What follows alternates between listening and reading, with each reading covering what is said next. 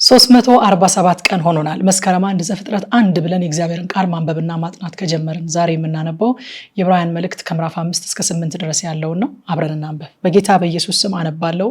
ዕብራውያን ምዕራፍ 5 ሊቀ ካህናት ሁሉ ስለ ኃጢአት መባንና መስዋዕትን ሊያቀርብ ከሰው ተመርጦ ለእግዚአብሔር በሆነው ነገር ሁሉ ስለ ሰው ይሾማልና እርሱ ራሱም ደግሞ ድካምን ስለሚለብስ ስላልተማሩትና ለሚስቱት ሊራራላቸው ይችላል።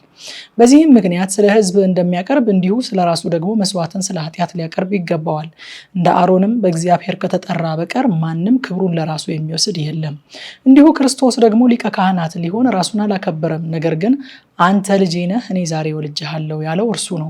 እንደዚህም በሌላ ስፍራ ደግሞ አንተ እንደ መልከጼዴቅ ሹመት ለዘላለም ካህን ነህ ይላል። እርሱም በስጋ ወራት ከሞት ሊያድነው ወደሚችል ከብርቱ ጩኸትና ከእንባ ጋር ጸሎትንና ምልጃን አቀረበ። እግዚአብሔርንም ስለመፍራቱ ተሰማለት። ምንም ልጅ ቢሆን ከተቀበለው መከራ መታዘዝን ተማረ። ከተፈጸመም በኋላ በእግዚአብሔር እንደ መልከጼዴቅ ሹመት ሊቀ ካህናት ተብሎ ስለተጠራ ለሚታዘዙለት ሁሉ የዘላለም መዳን ምክንያት ሆነላቸው። ስለ እርሱም የምንናገረው ብዙ ነገር አለን። ጆሮቻችሁ ስለፈዘዙ በቃል ልንተረጉመው ጭንቅ ነው። ከጊዜው የተነሳ አስተማሪዎች ልትሆኑ ሲገባችሁ አንድ ሰው ስለ እግዚአብሔር ቃላት መጀመሪያ ያለውን የሕፃንነት ትምህርት እንዲያስተምራችሁ እንደገና ያስፈልጋችኋልና። የሚያስፈልጋችሁም ወተት ነው እንጂ ጠንካራ ምግብ አይደለም። ወተት የሚጋት ሁሉ ሕፃን ስለሆነ የጽድቅን ቃል አያውቅምና፣ ጠንካራ ምግብ ግን መልካሙንና ክፉውን ለመለየት በስራቸው የለመደ ልቡና ላላቸው ለፍጹማን ሰዎች ነው።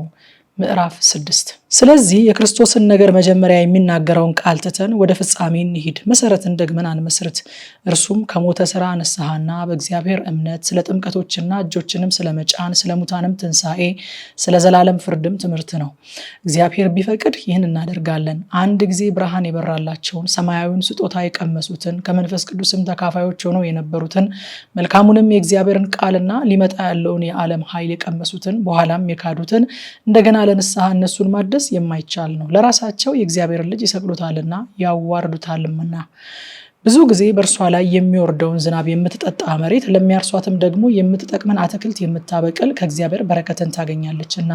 እሾህንና ኩርንችትን ግን ብታወጣ የተጣለች ናት፣ ለመረገምም ትቀርባለች፣ መጨረሻዋም መቃጠል ነው። ስለ እናንተ ግን ወዳጆች ሆይ ምንም እንኳ እንዲሁ ብንናገር አብልጦ የሚሻለውና ለመዳን የሚሆነው እንዲሆንላችሁ ተረድተናል።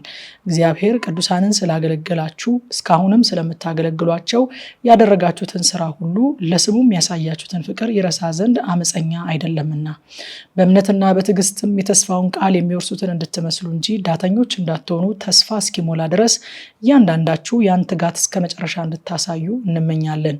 እግዚአብሔርም ለአብርሃም ተስፋ በሰጠው ጊዜ በእውነት እየባረኩ ባርክሃለሁ እያበዛውም አበዛሃለሁ ብሎ ከእርሱ በሚበልጥ በማንም ሊምል ስላልቻለ በራሱ ማለ። እንዲሁም እርሱ ከታገሰ በኋላ ተስፋውን አገኘ። ሰዎች ከእነርሱ በሚበልጠው ይምላሉና ለማስረዳትም የሆነው መሐላ የሙግት ሁሉ ፍጻሜ ይሆናል። ስለዚህ እግዚአብሔር የተስፋውን ቃል ለሚወርሱ ፈቃዱ እንደማይለወጥ አብልጦ ሊያሳያቸው ስለፈቀደ እግዚአብሔር ሊዋሽ በማይቻል በሁለት በማይለወጥ ነገር በፊታቸው ያለውን ተስፋ ለመያዝ ለሸሸን ለእኛ ብርቱ መጽናናት ይሆንልን ዘንድ በመሐላ በመካከል ገባ። ይህም ተስፋ እንደ ነፍስ መልህቅ አለን። እርሱም እርግጥና ጽኑ የሆነ ወደ መጋረጃው ውስጥም የገባ ነው። በዚያም ኢየሱስ እንደ መልከጼዴቅ ሹመት ለዘላለም ሊቀ ካህናት የሆነው ስለኛ ቀዳሚ ሆኖ ገባ። ምዕራፍ 7 የሳሌም ንጉስና የልዑል እግዚአብሔር ካህን የሆነ ይህ መልከጼዴቅ አብርሃም ነገስታትን ገድሎ ሲመለስ ከእርሱ ጋር ተገናኝቶ ባረከው። ለእርሱም ደግሞ አብርሃም ከሁሉ አስራትን አካፈለው። የስሙም ትርጓሜ በመጀመሪያ የጽድቅ ንጉስ ነው፣ ኋላም ደግሞ የሳሌም ንጉስ ማለት የሰላም ንጉስ ነው። አባትና እናት የትውልድም ቁጥር የሉትም፣ ለዘመኑም ጥንት ለሕይወቱም ፍጻሜ የለውም። ዳሩ ግን በእግዚአብሔር ልጅ ተመስሎ ለዘላለም ካህን ሆኖ ይኖራል። የአባቶች አለቃ አብርሃም ከዘረፋው የሚሻለውን አስራት የሰጠው ይህ ሰው እንዴት ትልቅ እንደነበረ እስኪ ተመልከቱ። ከሌዊ ልጆችም ክህነትን የሚቀበሉት ከህዝቡ ማለት ከወንድሞቻቸው እነርሱ ምንም ከአብርሃም ወገብ ቢወጡ ከእነርሱ አስራትን በሕግ እንዲያስወጡ ትእዛዝ አላቸው። ትውልዱ ከእነርሱ የማይቆጠረው ግን ከአብርሃም አስራትን አውጥቷል። የተስፋም ቃል የነበረውን ባርኳል። ትንሹም በታላቁ እንዲባረክ ክርክር የሌለበት ነገር ነው። በዚህስ የሚሞቱ ሰዎች አስራትን ያስወጣሉ፣ በዚያ ግን የሚያስወጣ በሕይወት እንዲኖር የተመሰከረለት እርሱ ነው። ይህንንም ለማለት ሲፈቅድ አስራትን የሚያስወጣ ሌዊ እንኳን በአብርሃም እጅ አስራትን ሰጥቷል፣ መልከጼዴቅ በተገናኘው ጊዜ ገና በአባቱ ወገብ ነበርና። እንግዲህ ሕዝቡ በሌዊ ክህነት የተመሰረተን ሕግ ተቀብለዋልና በዚያ ክህነት ፍጹምነት የተገኘ ቢሆን እንደ አሮን ሹመት የማይቆጠር እንደ መልከጼዴቅ ሹመት ግን የሆነ ሌላ ካህን ሊነሳ ወደፊት ስለምን ያስፈልጋል? ክህነቱ ሲለወጥ ሕጉ ደግሞ ሊለወጥ የግድ ነውና፣ ይህ ነገር የተነገረለት እርሱ በሌላ ወገን ተከፍሏልና። ከዚያም መሰዊያውን ያገለገለ ማንም የለም፣ ጌታችን ከይሁዳ ነገድ እንደወጣ የተገለጠ ነውና። ስለዚህም ነገድ ሙሴ ምንም እንኳ ስለ ክህነት አልተናገረም፣ በማያልፍ ሕይወት ኃይል እንጂ በስጋ ትእዛዝ ሕግ ሳይሆን ሌላ ካህን በመልከጼዴቅ ምሳሌ ቢነሳ ይህ እጅግ አብልጦ የሚገለጥ ነው። አንተ እንደ መልከጼዴቅ ሹመት ለዘላለም ካህን ነህ ብሎ ይመሰክራልና ሕጉ ምንም ፍጹም አላደረገምና። ስለዚህ የምትደክም የማትጠቅም ስለሆነች የቀደመች ትእዛዝ ተሽራለች፣ ወደ እግዚአብሔርም የምንቀርብበት የሚሻል ተስፋ ገብቷል። እነርሱም ያለ መሐላ ካህናት ሆነዋልና። እርሱ ግን ጌታ አንተ እንደ መልከጼዴቅ ሹመት ለዘላለም ካህን ነህ ብሎ ማለ አይጸጸትም ብሎ በተናገረለት ከመሐላ ጋር ካህን ሆኗልና። ያለ መሐላ ካህን እንዳልሆነ መጠን እንዲሁ ኢየሱስ ለሚሻል ኪዳን ዋስ ሆኗል። እነርሱ እንዳይኖሩ ሞት ስለከለከላቸው ካህናት የሆኑት ብዙ ናቸው። እርሱ ግን ለዘላለም የሚኖር ስለሆነ የማይለወጥ ክህነት አለው። ስለ እነርሱም ሊያማልድ ዘውትር በሕይወት ይኖራልና። ስለዚህ ደግሞ በእርሱ ወደ እግዚአብሔር የሚመጡትን ፈጽሞ ሊያድናቸው ይችላል። ቅዱስና ያለ ተንኮል ነውርም የሌለበት ከኃጢአተኞችም የተለየ ከሰማያትም ከፍ ከፍ ያለ እንደዚህ ያለ ሊቀ ካህናት ይገባናል። እነርሱም እንደነዚያ ሊቃነ ካህናት አስቀድሞ ስለ ራሱ ኃጢአት በኋላም ስለ ሕዝቡ ኃጢአት ዕለት ዕለት መስዋዕትን ሊያቀርብ አያስፈልገውም። ራሱን ባቀረበ ጊዜ ይህን አንድ ጊዜ ፈጽሞ አድርጓልና። ሕጉ ድካም ያላቸውን ሰዎች ሊቀ ካህናት አድርጎ ይሾማልና። ከሕግ በኋላ የመጣው የመሐላው ቃል ግን ለዘላለም ፍጹም የሆነውን ልጅ ይሾማል።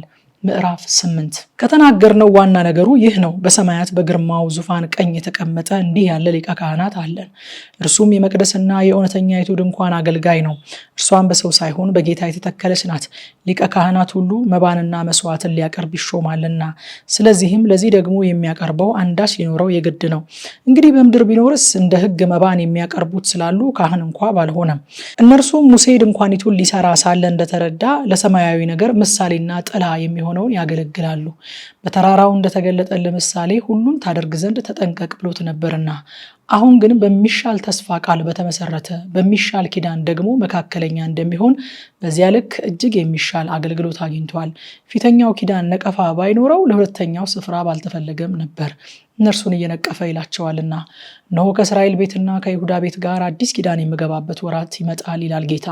ከግብፅ አገር አወጣቸው ዘንድ እጃቸውን በያዝኩበት ቀን ከአባቶቻቸው ጋር እንደገባሁት ኪዳን አይደለም፣ እነርሱ በኪዳኔ ያልጸኑምና እኔም ቸል አልኳቸው ይላል ጌታ። በዚያ ወራት በኋላ ከእስራኤል ጋር የምገባው ቃል ኪዳን ይህ ነው ይላል ጌታ። ሕጌን በልቡናቸው አኖራለሁ፣ በልባቸውም እጽፈዋለሁ። እኔም አምላክ እሆንላቸዋለሁ፣ እነርሱም ሕዝብ ይሆኑልኛል። እያንዳንዱም ጎረቤቱን እያንዳንዱም ወንድሙን ጌታን እወቅ ብሎ አያስተምርም። ከታናሹ ጀምሮ እስከ ታላቁ ድረስ ሁሉ ያውቁኛልና አመፃቸውን እምራቸዋለሁና ኃጢአታቸውንም ደግሜ አላስብም። አዲስ በማለቱ ፊተኛውን አስረጅቷል፣ አሮጌና ውራጅ የሆነውስ ሊጠፋ ቀርቧል። ማታ 3 ሰዓት በኢትዮጵያ ሰዓት አቆጣጠር እንደ ሁልጊዜው የተነበበውን ክፍል በጥልቀት በቲክቶክ እና በቴሌግራም ቻናላችን በቀጥታ ስርጭት እናጠናለን። ኑና አብረን እናጥና። ጸጋ ይብዛላችሁ።